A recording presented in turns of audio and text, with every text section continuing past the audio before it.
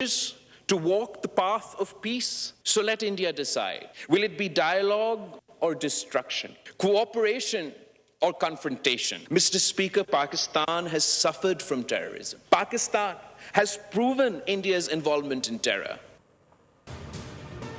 पाकिस्तानी कौम ने डर कर जीना नहीं सीखा। पाकिस्तान के तहम्मुल को कमजोरी ना समझा जाए। जंग किसी के मुफाद में नहीं है। भारत को फैसला करना होगा कि वो मुज़ाकिरात चाहता है या तबाही।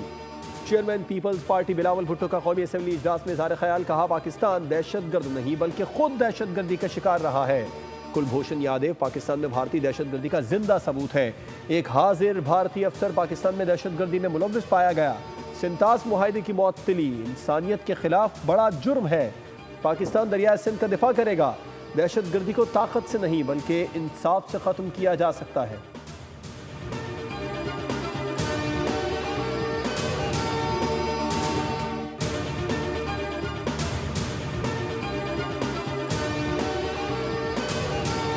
बंद गली में जाते जाते पुजारियत का फैसला किया तो जवाब तो ऐसा आएगा, माएं अपने बच्चों को डराएंगी कि बेटा पाकिस्तान से पंगा ना लेना, रात को कहेंगी सो जाओ पाकिस्तान आ जाएगा। आज मैं पूरी दुनिया में बसने वाली सिख बरादरी को भी खिराजे तहसीन पेश करता हूं, जिन्होंने कहा कि हम अपने सीनों पे गोलियां खाएंगे, पाक फौज के खिलाफ नहीं लड़ेंगे। कौमी असम्बली के इजलास में भारतीय जारहियत का मुंह तोड़ जवाब देने के लिए पूरा ऐवान यकज़बान। अगर पानी रोका गया तो पूरी क़ुव्वत के साथ जवाब दिया जाएगा। भारत में माएँ बच्चों को कहेंगी सो जाओ वरना पाकिस्तान आ जाएगा।